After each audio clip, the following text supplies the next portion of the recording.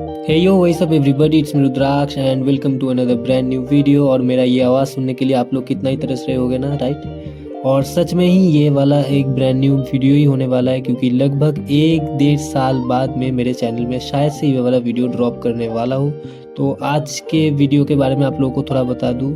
अभी बज रहा है रात के 10 साढ़े 10 बजे और मैं कैब पकड़ के निकल चुका हूँ हावड़ा स्टेशन की ओर, क्योंकि हावड़ा से मेरा एक ट्रेन है और मुझको जाना है बेंगलोर में।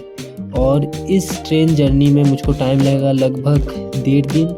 और इस 1.5 दिन का जो टाइम होगा मैं बहुत ही बोरम फील करूँगा, क्योंकि अकेला ही जा रहा हूँ, वहाँ पे कोई साथ में है नहीं। तो इस टाइम में मैं ये सोचा हूँ कि आप लोगों के साथ बात करते करते ही पूरा जर्नी जो है वो व्यतीत करूँगा।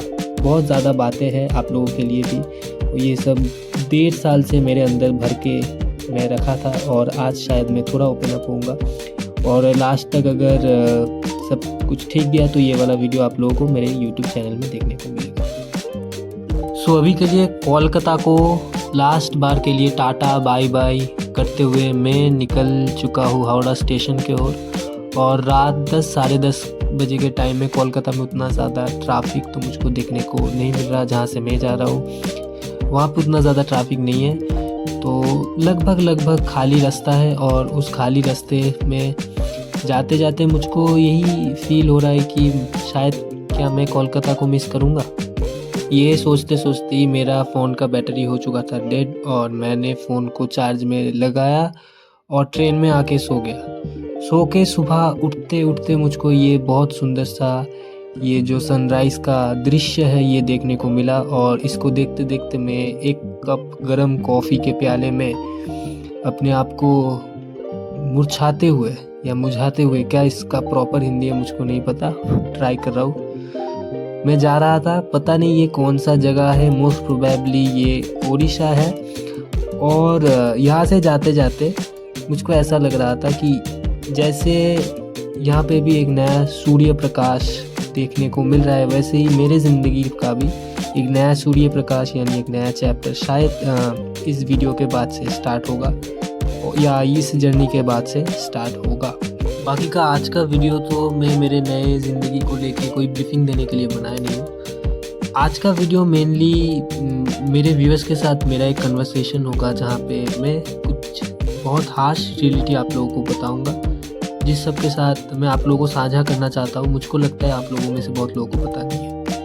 बीइंग ए कंटेंट क्रिएटर अपना ज़िंदगी का बहुत सा वैल्यूबल टाइम जब आप एक किसी भी चीज़ के ऊपर इन्वेस्ट करते हो, कंटेंट बनाने के ऊपर, तो आप सोचते हो कि इससे मुझको कोई तो एक पे बैक मिलेगा। अब पे बैक इन द सेंस कुछ तो रिवर्ट मेरे पास वापस आएगा।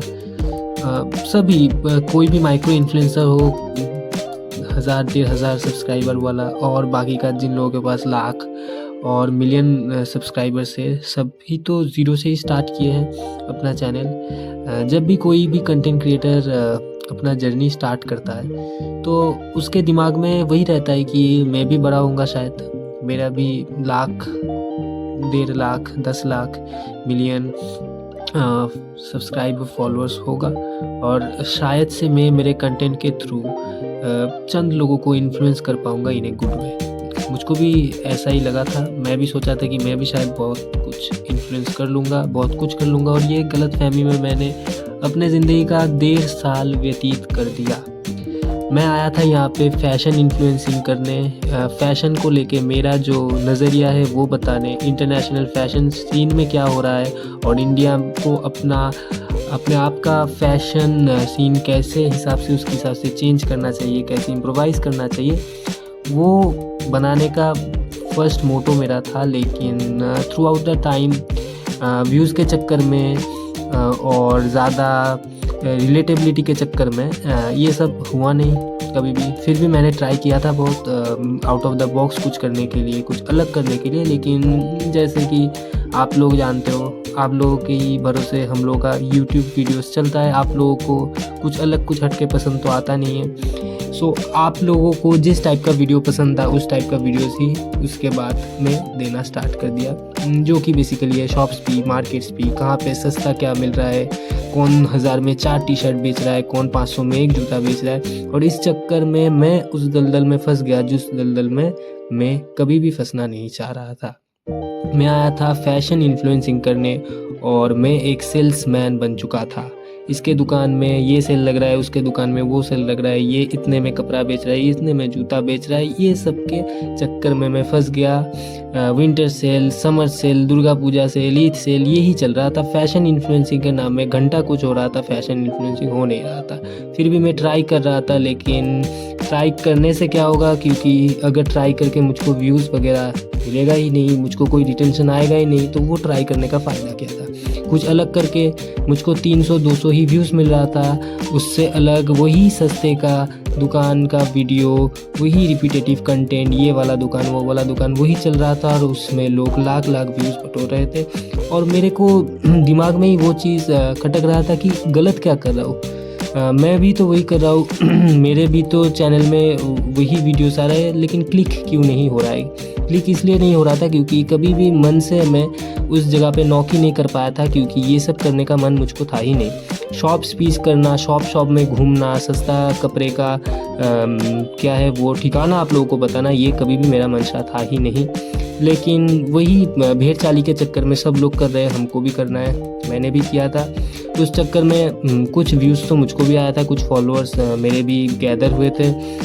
और ये झूठ भी नहीं बोलूँगा, लोग मुझको थोड़ा बहुत पहचानते भी थे कोलकाता में। इस चक्कर में बहुत लोगों का भला भी मैंने किया है। ऐसे भी दुकानें जो रेरी में बैठते थे, ठेले में बैठते थे, वहाँ से मेरे साथ वीडियो करते उन लोगों का खुद का शोरूम हो गया है। उन लोगों के साथ वीडियो करने के चक्कर में मेरे चैनल में 10-12 कॉपीराइट स्ट्राइक आके गिरा है। बहुत लोगों ने, जो पुराने दोस्त थे जो पहले वीडियोस मेरे साथ बनाते थे, उन लोगों को भी कुछ निजी दुश्मनी था, वो लोग भी चैनल में स्ट्राइक्स वगैरह गिराए थे। इस चक्कर में मैंने लोगों का मदद तो बहुत किया था, लेकिन at the end of the day मेरा मदद नहीं हो पाया था। बहुत लोगों का दुकान से शोरूम से 2 शोरूम 3 शोरूम हो गया, लेकिन मेरा चैनल उस हिसाब से ग्रो नहीं कर रहा था। ऑन द अदर हैंड बाकी लोगों के साथ कंपटीशन करने का मन मुझको नहीं था, लेकिन जैसा कि ये वाला इंडस्ट्री है तो यहाँ पे लोग आपको व्यूज़ के हिसाब से जज करते हैं। वो मापकाठी है, मापदंड है आपको जज करने का कि भाई तुम्हारा कितना व्यूज़ है, कितना लाइक है, कितना सब्सक्राइबर्स है। वो तो एक दिन में 2000 व्यूज़ दे देता है, तुम्हारा तो एक दिन में लगभग 500 ही व्यूज़ आता है। तो उस हिसाब से कैसे चलेगा। व्यूज़ बटोरने का मशीन तुमको भी बनना पड़ेगा, तभी तुम इस इंडस्ट्री में, कंटेंट क्रिएशन की इंडस्ट्री में तुम सर्वाइव कर पाओगे। अपने मन के हिसाब से वीडियो बना के फ़ायदा तुमको है नहीं। बाकी के जगह पे जहाँ पे लोग कुछ अलग बनाते हैं, कुछ अलग बना के अलग एक मुकाम पकड़ते हैं, इंडिया में या कोलकाता में वो चीज़ का एक लैग मुझको देखने को मिल ही रहा था। मन मार के वैसे ही मैं वीडियोस भी बना रहा था कि चलो देखते हैं, ऐसे करते करते अगर कुछ क्लिक हो गया। और इस बीच में मैं थोड़ा डाइवर्स वीडियो भी बनाता था, कुछ अलग अलग वीडियोस भी बनाता था। खाक उसमें मुझको उतना ज़्यादा व्यूज़ वगैरह आता नहीं था, लेकिन कोशिश मेरा बरकरार था। कोशिश में तो दुनिया कायम है, कोशिश में करता रहता था। और इस चक्कर में आते आते 2-2.5 साल तक मैं कंटेंट क्रिएशन में था। उतना ज़्यादा मैंने कुछ कभी भी अचीव नहीं किया था। कुछ 20, 25, 30, 40 हज़ार व्यूज़ ही मेरे को हार्ट टू हार्ट वीडियोस में आता था। बाकी का थोड़ा बहुत व्यूज़ आता था। मैं कुछ ब्रांड के साथ कोलैबोरेशन करता था, जो कि कोलकाता में एक माइक्रो इन्फ्लुएंसर के हिसाब से मेरे साथ ही करता था। ये सब 2-3 चीज़ मेरे हिसाब से मेरे अचीवमेंट्स हैं, लेकिन उस अचीवमेंट्स से मैं खुश नहीं था। कोई भी खुश नहीं होगा, क्योंकि मैं एक साइंस ग्रेजुएट हूँ, bachelors degree holder in science. बहुत अच्छा परसेंटेज लेके मैं कलकत्ता यूनिवर्सिटी से ग्रेजुएट हुआ हूँ। उसके बाद अगर मैं किसी भी चीज़ में अपना टाइम और एफर्ट इन्वेस्ट कर रहा हूँ, तो मैं एक्सपेक्ट करूँगा कि मुझको इससे कुछ ना कुछ रिवर्ट बैक तो मिले, तो वो मिल नहीं रहा था। उसी बीच में ज़िंदगी तो वैसे ही चल रहा था कि किसी तरीके से चल रहा था कि हाँ चलो पढ़ाई चल रहा है, ग्रेजुएशन का जो है यूनिवर्सिटी का जो पढ़ाई है वो तो चल रहा है, इसके साथ साथ में कंटेंट क्रिएशन भी करेंगे। और यहाँ से अर्निंग तो कुछ आता नहीं था, यूट्यूब के ओर से भी सपोर्ट उतना ज़्यादा मिलता नहीं था। ज़्यादा से ज़्यादा $100 का थ्रेशोल्ड कभी भी पार नहीं होता था मेरा। 2-3 महीने में भी बहुत प्रॉब्लमेटिक था। मुझको नहीं पता बाकी कंटेंट क्रिएटर्स का कैसा था, मेरे हिसाब से तो बहुत ही लो जा रहा था मेरा वो वाला जगह। और उस जगह पे मैंने कभी भी अर्निंग को, पैसा कमाने को उतना ज़्यादा महत्व नहीं दिया था। मैं सोचा कि चलो इस फ्लो में चल रहा है, मेरे से कितने लोगों ने कितना कमा लिया है उसका कैलकुलेशन भी मैंने नहीं किया था। लेकिन उस व्यू के हिसाब से, उस वीडियो के हिसाब से मुझको कितना मिल रहा था, 0। मुझको कुछ मिला भी नहीं था और मैं उस पैसे के पीछे कभी दौड़ा भी नहीं था। मैं एक हिसाब से बोल सकते हो एमेचर था। और उस एमेचरिटी के वो जो पड़ाव था, उस पड़ाव में मैंने बहुत कुछ किया था, वीडियोस वगैरह किया, बहुत लोगों को एक तरफा बहुत सुविधा दे दिया। एक हिसाब से उन लोगों के साथ रेगुलर वीडियो करना, बाकी किसी के साथ वीडियो ना करना। बाकी का जब प्रॉब्लम हुआ तो वो लोग ही मुझको छोड़ के चले गए और मैं अकेला रह गया। तो ये सब रियलाइज़ करते करते बहुत टाइम लगा। और वीडियो के शुरुआत में मैं एक चीज़ आप लोगों को बोला था कि मेरा जो ये फ्रेज़ है कि हे यो वॉइस ऑफ एवरीबॉडी, ये सुनने के लिए आप लोग कितना ही तरस रहे होगे। और ये जो नहीं है कि कोई भी किसी का फ्रेज़ सुनने के लिए तरसता नहीं है। सबको यहाँ पे भी फ़ायदा मिल रहा था कि यहाँ पे हम लोग को सस्ता कपड़ा, सस्ता जूता कहाँ पे मिलता है ये पता लग रहा है, तभी हम लोग आ रहे हैं। जब ये सस्ता कपड़ा, जूते का जो नॉलेज बंद होगा, हम लोग भी चले जाएंगे। और ये भी मेरे साथ हुआ। 1.5 साल तक मैं वीडियोस नहीं डाला, कोई भी रिप्लाई नहीं आया, कोई भी कमेंट नहीं आया, कोई मुझको पूछा नहीं भाई आप कहाँ हो, कहाँ गए हो, वीडियोस क्यों नहीं डाल रहे। अरे भाई सही से हो ना, तबीयत तो ठीक है ना, हो भी या नहीं, किसी ने नहीं पूछा। तब इस दुनिया का हार्श रियलिटी मुझको समझ में आया कि भाई कोई किसी का नहीं होता। ज़िंदगी चलेगा, सब तुमसे अपना फ़ायदा मिटा के चले जाएंगे। अगर तुम उतना ज़्यादा कैपेबल नहीं हो कि तुम भी अपना फ़ायदा समझ पा रहे हो तो ये लाइन तुम्हारे लिए है नहीं। और सही वही होगा अगर तुम इससे आहिस्ते आहिस्ते अपना ज़िंदगी को मोड़ना स्टार्ट कर दो। और इस पीरियड के टाइम में जब मुझको इतना समझ में नहीं आ रहा था, ये सेल्फ रियलाइजेशंस भी मुझको बहुत बाद में हुआ। तभी मेरे साथ कुछ प्रॉब्लम हुआ, फैमिली प्रॉब्लम्स थे, कुछ खुद का भी कुछ इशू था, कुछ फिनेंशियल प्रॉब्लम्स में मैं पड़ा था। वो सब मैं उतना ज़्यादा एलाबोरेटली इस वीडियो के अंदर बताऊंगा नहीं। और मैं अपना दुख किसी के साथ साझा करके यहाँ पे सिंपैथी बटोरने तो आया नहीं हूँ। तो वो सब मैं मेरे अंदर ही रखूँगा। लेकिन उस जो टफ पीरियड था, उस पीरियड में मुझको पता लगा कि कोई भी दोस्त नहीं है भाई।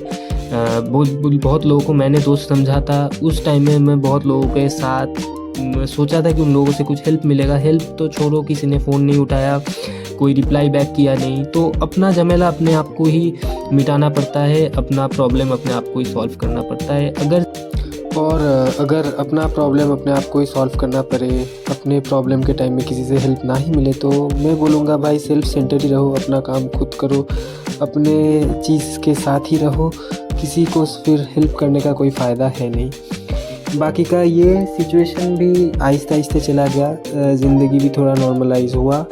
काम तो मैं कर ही रहा था अपना, क्योंकि ज़िंदगी में किसी भी एक चीज़ को पकड़ के बैठने से, उसका मातंग बनाने से तो कुछ होता नहीं। और उसी चक्कर में यूट्यूब कब का मेरा एक कैसा ही बोलूँ मैं, सेकेंडरी ऑक्यूपेशन बोल दो या एक मिसिंग लिंक बोल दो हो गया था। उसके बारे में याद भी नहीं आता था। यूट्यूब चैनल भी है, कहाँ है पता भी नहीं चलता था। यूट्यूब एक हिसाब से बंद ही हो गया था। मैं यूट्यूब चैनल कभी खोलता भी नहीं था। और कहीं से कोई क्या लिख रहा है, कोई क्या लिख नहीं रहा है, वो देखता भी नहीं था। मैं एकदम कट ऑफ हो गया था। कौन क्या कर रहा है, क्या नहीं कर रहा है, मैं देखता भी नहीं था। मैं मेरे हिसाब से चल रहा था। बाकी का आज 1-1.5 साल बाद जब मैं यूट्यूब को एक हिसाब से गुड बाय बोल चुका हूँ, वीडियोस वगैरह डालता ही नहीं हूँ, तो ये वीडियो बनाने का मोटिव क्या है, क्यों बना रहे हो रुद्राक्ष भाई? अगर कोई भी मेरा सब्सक्राइबर्स देख रहे हो या कोई नए व्यूअर देख रहे हो जिन लोगों के पास में ये वाला वीडियो आया है, अगर यूट्यूब इसको भेजेगा, अब तक तो कभी भी मुझको उतना ज़्यादा व्यूज़ वगैरह मिला नहीं है। नहीं पता ये वाला वीडियो कितना लोग देखेगा, कौन शेयर करेगा, कौन कितना लोगों तक पहुंचाएगा। फिर भी एक हिसाब से ही मैं ये वीडियो बनाया हूँ उन लोगों के लिए, उन बच्चों के लिए, चंद जो लोग कॉलेज में पढ़ रहे हैं, सोच रहे हैं कि बहुत सारे इन्फ्लुएंसर्स हैं, इतने ज़्यादा व्यूज़ बटोर रहे हैं, इन लोगों के पास खुद का घर है जो यूट्यूब वीडियो बना के ये लोग परचेज़ किए हैं, खुद का गाड़ी है, हम लोगों का भी होगा। तो भाई सबके साथ वैसा होता नहीं है। मेरे साथ नहीं हुआ और ऐसा ना हो कि तुम लोगों के साथ भी ना होए। मैं तो किसी भी तरीके से इसको और अपना पढ़ाई को मेंटेन करके अपना जीवन निकाल लिया हूँ, लेकिन तुम्हारे साथ बुरा हो सकता है।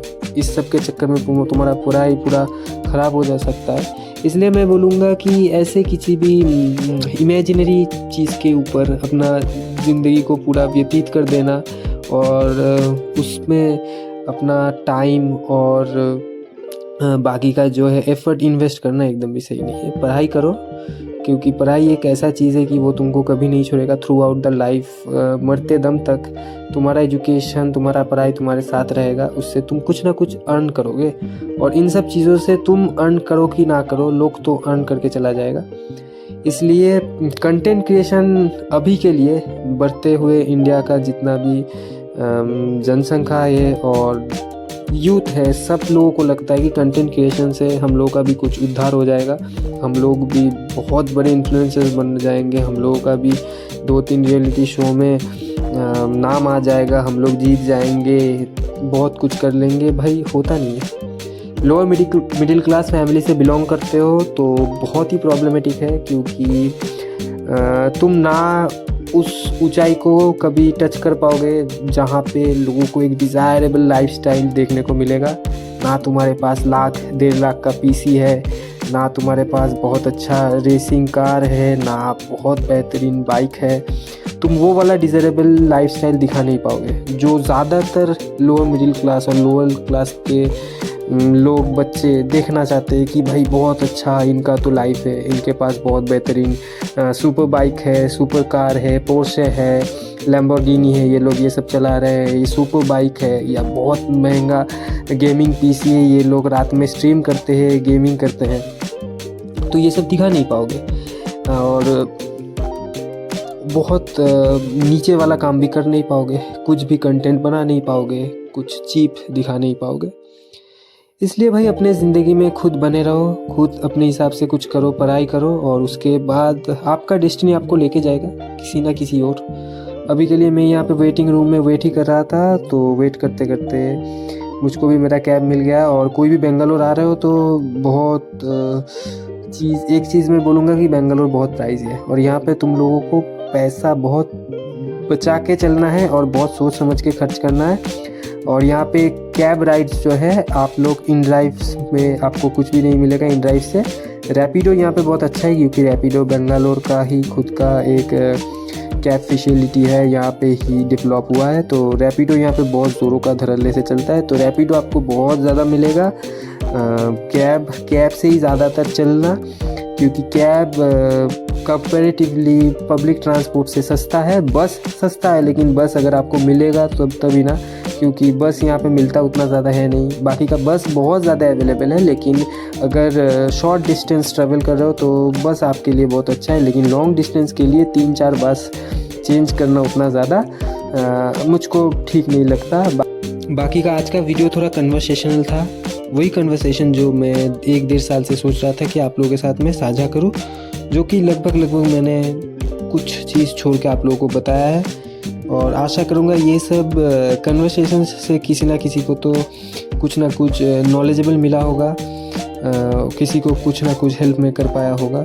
और बाकी का देखो, जो मोटो के साथ मैं यूट्यूब चैनल ओपन किया था कि फ़ैशन से रिलेटेड कुछ अलग, कुछ हटके मैं प्रेजेंट करूँगा आप लोगों के पास, वो अभी भी मैं कर सकता हूँ और शायद से अगर टाइम मुझको मिलेगा मैं करूँगा और वो मैं आप लोगों के साथ साझा भी करूँगा। लेकिन गारंटी नहीं दे सकता कि हाँ भाई रेगुलरली होगा, शायद बहुत लिमिटेड होगा, लेकिन कुछ अलग होगा, कुछ हटके होगा, कुछ आउट ऑफ द बॉक्स होगा, कुछ नया होगा, तभी मैं आप लोगों के लिए वो चीज़ लाऊंगा। सो अभी के लिए गुड बाय और शायद से बहुत जल्दी मिलेंगे एक नए वीडियो के साथ। टाटा।